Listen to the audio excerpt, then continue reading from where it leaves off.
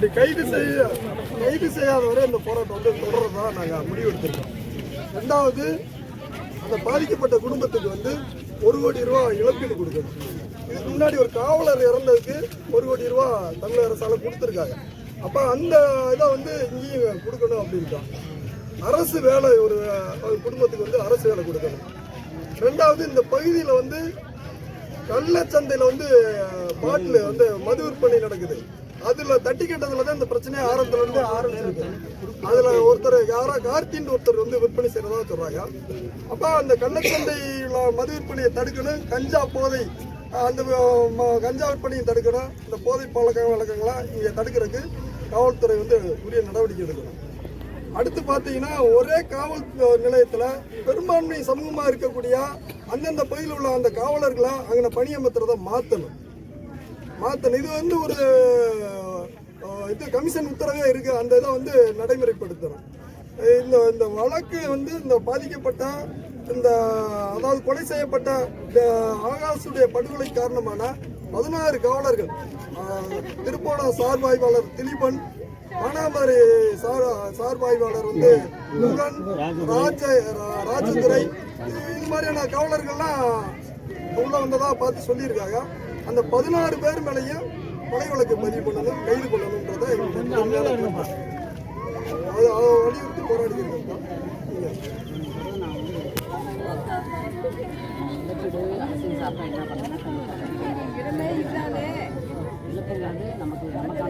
இடத்தையே விட்டுவிட்டு அப்புறம் அழுக வேண்டிய நேரத்தில் அழுகாம அப்புறம் எல்லாம் முடிச்சு உட்காந்து அழுவாங்களா என்ன சொல்லணும் அதெல்லாம் விசாரிச்சு நம்ம நீங்களும் நானும் அவங்களுக்கு பார்த்து விசாரணை நீங்கள் யாரும் கேட்டு சொன்னீங்கன்னா அவங்க கண்டிப்பாக அவங்க விசாரணை நீதியத்தை விசாரணை நம்ம யாரும் தலையிடல. சிபிஐ மாற்றம் அவங்க விசாரிச்சு எந்த மாற்றமும் எந்த சம்பளத்தையும் அதை சொல்ல மாட்டோம். நம்ம விசாரணை அடிப்படையில் கண்டிப்பாக வந்து நம்ம கேட்குற எல்லாமே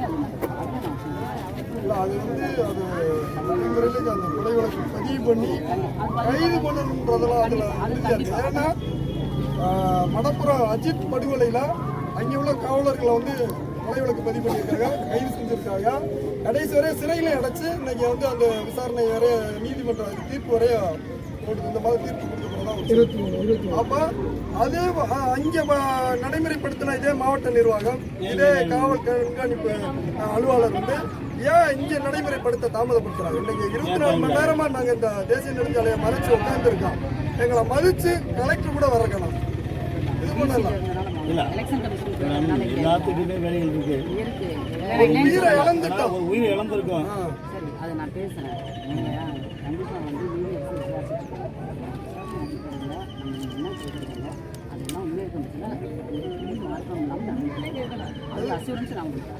இது போக அந்த காவலர்கள் வந்து சாதியை சொல்லி அடிச்சு இந்த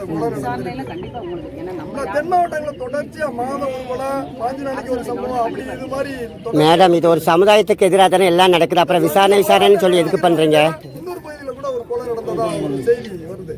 அப்ப இந்த மக்களுக்கு, தேவேந்திர மக்களுக்கு வாழ்வியல்ல ஒரு கேள்விக்குறியா மாறிடுச்சு. தினம் ஏன் கொலை செய்யப்படுறோம்? ஒரு சாதி வெறியர்களாக தான் கொலை செய்யப்படுறாங்கன்னு பார்த்தா இன்னைக்கு காவல்துறை அதிகாரிகளாலேயே கொலை செய்யப்படுறோம். அப்ப எங்கே போய் இந்த மக்கள் பாதுகாப்பா நிற்பாங்க? சாதி வன்மத்தோட இந்த சாதி மொழியே அடிச்சிருக்காங்க இந்த பையனை. இந்த பையன் இப்ப எந்த வழக்கும் பெரிய அளவுல வழக்கு இல்லை. படித்த இளைஞர் அந்த பட்டதாரி இளைஞரை வந்து இந்த அளவுக்கு வந்து கொலை செய்ய வேண்டிய அவசியமே இல்லை. ஒரே பையனை இழந்து அந்த குடும்பம் தவிக்கிறாங்க. அதே மாதிரி இவரோட கைது செய்த அந்த மற்ற இளைஞர்களை வந்து இங்கே காட்டலாம் அந்த பேரண்ட்ஸுக்கு. அவங்க எங்கே ரிமாண்ட்ல இருக்காங்க, எங்கே வச்சிருக்காங்க, இல்லை அவங்களுடைய நிலை என்ன அப்படின்றத வந்து இந்த அரசு, காவல்துறை வந்து இந்த பாதிக்கப்பட்ட மக்களுக்கு வந்து தெரியப்படுத்தணும்.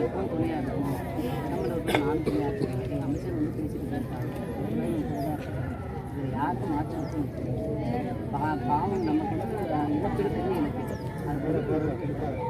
அரசியல் சார்பில் பேசி கண்டிப்பாக கொடுக்கணும். அமைச்சர் சொல்லியிருக்காங்க வேலை வாய்ப்பு கண்டிப்பாக சொல்லணும். இது வந்து நீதி அரசியல் விசாரிக்கலாம். இந்த மாதிரி தலைவர் சிபிஐ மாற்றியாச்சு, காலையிலே மாற்றியாச்சு.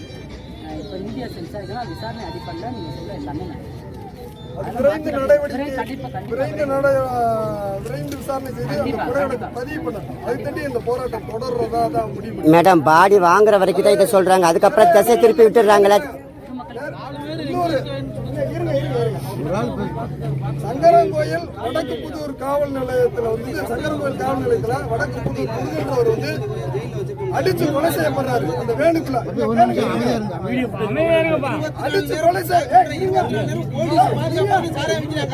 அவனை ஏதாச்சும் நீங்க பண்றீங்களா? இந்த போதையினாலதான் எல்லாரும் சாகுறேன். 24 நேரம் ஹைஸ்கூலுக்கு முன்னாடி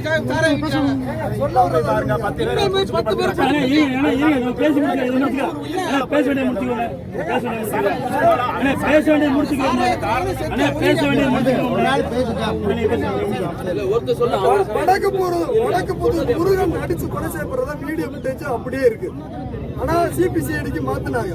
ஆனா சிபிசிஐடி அறிக்கை வந்து என்ன பண்ண சொல்லுச்சுன்னா அவருக்கு வந்து மூளையில கட்டி இருந்துச்சு, அதனால இயற்கை மரணம் ஆயிடுச்சாரு அப்படின்றாங்க. அப்ப எங்களுக்கு அந்த சிபிசிஐடியுமே கேள்விக்குறியா மாற்றப்பட்டிருக்கு அந்த நடைமுறை சம்பவங்கள்ல.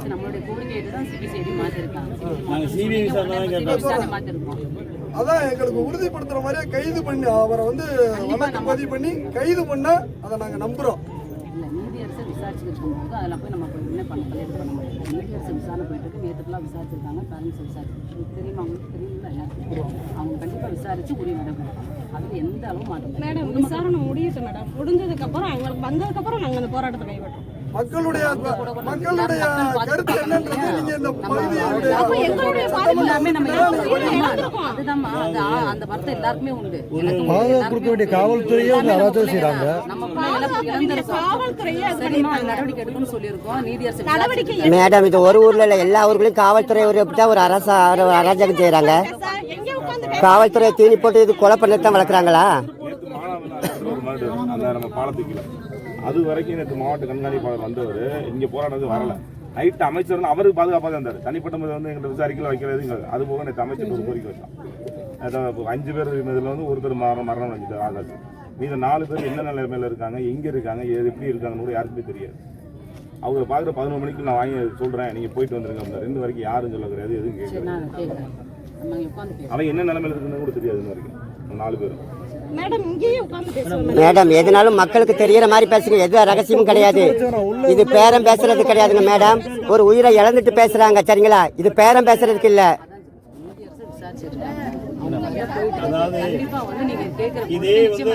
இதே அஜித் கொலைகளுக்கு நீங்க அப்படி பண்ணலையே, அது நீங்க தான் வழக்கு பதிவு பண்ணீங்க. கண்டிப்பா விசாரிச்சு தான் நடவடிக்கை எடுக்கணும். கண்டிப்பா ஃபர்ஸ்ட் எஃப்ஐஆர் போட்டாங்க.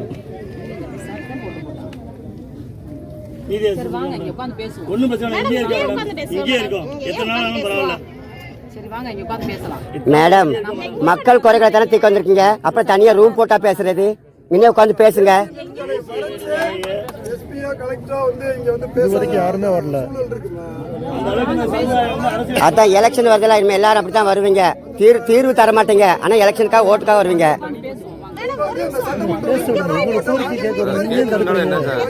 நீங்க ஏன் தடுக்கிறீங்க? நீங்க உங்க வேலையை பாருங்க, அதை பாருங்க.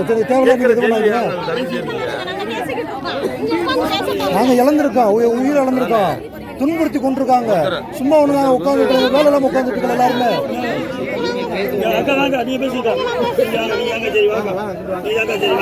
கொஞ்சம் தள்ளி பாருங்க. 5 கோரிக்கை இருமா கோரிக்கையை அவங்களுக்கு நிறைவேற்றி கொடுக்கணும். அக்கா நீங்க அவங்க கூட்டு போங்கக்கா. எந்த அவன் வந்து எங்க ஏரியாக்குள்ளேயே கிருஷ்ணராஜபுர காலனிக்குள்ள யார கையை பிடிச்சி இழுத்தேன், இல்ல எந்த பொண்ணு கூடயும் எந்த பழக்கத்துல இருந்தானா, இல்ல யார வெட்டி கொண்டேன், ஏதாவது ஒரு விடிவு தெரியணும். எதுவுமே இல்லாம அவனை இப்படி கூட்டி கொண்டு போய் கொல்ல வேண்டிய அவசியமே இல்ல. சரி காலை உடைச்சாங்கல்ல, காலை உடைச்சதோட விட்டு தொலைஞ்சிட வேண்டியதானே. காலை உடைச்சுட்டா முடிஞ்சு போச்சு. அவங்க பெற்றவங்க பிஎல்றாங்க, மூத்த தள்ளுறாங்க, என்னமும் பண்றாங்க. இல்ல வச்ச கூட பார்த்துட்டு கூட கொண்டு கூட போடுறாங்க. அப்படி கூட விட்டுட்டு போயிருக்கலாம்ல. அவனை கொல்ல வேண்டிய அவசியம் என்ன? இல்ல யார் எங்க ஏரியாக்குள்ள இருந்தே அவன் மேல தகாத புகார்கள் எதுவும் கொடுத்துருக்காங்களா? சரி வெட்டிட்டாங்க, இல்ல அவங்களையும் வச்சு சமரசமா பேசி இருக்கணும். அந்த சரி வெட்டிட்டேன், அவன் உயிரே போயிருச்சு, இவனும் செத்து போயிட்டேன். சரி இப்ப அதுக்கு பதில் போயிருச்சுன்னு கூட நாங்க மனசாரி போய் இருப்போம். இப்ப அவன் வெட்டிட்டால அவனையும் கூப்பிட்டு வச்சு கூட என்னன்னு பேசி இவன் காலும் முறிஞ்சு போச்சு. என்னன்னு பேசி கூட கொஞ்சம் ஏதாவது சமரசமா பேசி விட்டு இருக்கலாம். எதுவுமே இல்லாம அவனை கொல்ல வேண்டிய அவசியம் என்ன இருக்கு? அப்ப எஸ்சி வீட்டு பிள்ளைன்னு நம்ம பெயில் போட்டு உடனே ரெடி பண்ணிடுவாங்க. அவங்க சொன்ன யாராவது பெயில் போட சொன்னீங்கன்னா தமிழ் கட்சி நானும் இருந்தாலும் கேஸ் போட்டு எஃப்ஐஆர் போட்டு ரெடி பண்ணிடுவாங்க.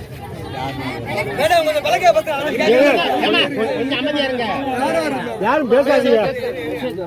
சரவணன் வேற இன்னும் 2 பேர் 4 பேர் மேலுமே இப்போ இது பண்ணிடுவாங்க.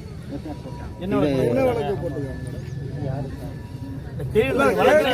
நம்மளுடைய கோரிக்கை கொலை வழக்கு பதிவு பண்ணணுன்றதா? அது என்ன மாதிரியான வழக்கு போட்டிருக்காங்க அப்படின்னு 4 பேர் கிடையாது. அந்த இன்ஸ்பெக்டர், எஸ்ஐ, அந்த 14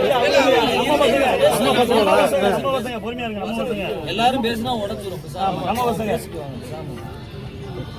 அவங்கள வந்து இப்போ பெயிலுக்கு யாரும் அப்ளை பண்ணுங்க. அவங்க 4 பேர் ராம்நாத் ஜெயிலில் இருக்காங்க. அவங்கள போய் பார்த்துட்டு அப்புறம் வந்துடலாம். யாரும் அப்ளை பண்ண சொல்லுவாங்க. அப்ளை பண்ண 4 பசங்க மேல என்ன வழக்கு பதிவு செஞ்சிருக்காங்கன்னு தெரிஞ்சுக்கலாம். பண்ண உடனே நாங்கள் எடுத்துருவோன்றப்ப என்ன வழக்கு இருக்காங்க ஒரு தடவை வழக்கு பதிவு செஞ்சிருக்கு. நீ உள்ள பசங்க சொல்றாங்க இவர் சம்பந்தப்பட்ட பசங்க இங்க மானாமல இருந்திருக்காங்க. அவங்க திருப்பம் இங்க வந்து பிரச்சனை பண்ணாங்க. அது பெயில் எடுத்துக்கலாம். சரியா சொல்றாங்க. ரிமாண்ட் பெயில் எடுத்துக்கலாம் மேடம். இந்த கொலை வழக்கு பதிவு பண்ணியிருக்காங்களா? அந்த 4 பேர் மேல வழக்கு பதிவு பண்ண சொன்னது கொலை வழக்கா, என்ன வழக்கு? அதோட எஃப்ஐஆர் காப்பி வந்து சொன்னா நம்ம எஃப்ஐஆர் போட்டு எஃப்ஐஆர் காப்பியை மட்டும் வந்து இது காமிச்சிட்டா நாங்கள் வந்து அப்போ அடுத்த கட்டமாக முடிவு பண்ணிடலாம். ஒன்றும் பிரச்சனை இல்லை. வன்கொடுமை தடுக்கிறதுக்குள்ள வழக்கு பதிவு வந்துடணும். அதான் மெயின். போலி காசு நம்ம காவல்துறை மேலே பரவாயில்ல. காவல்துறை தான் அடித்தாரு.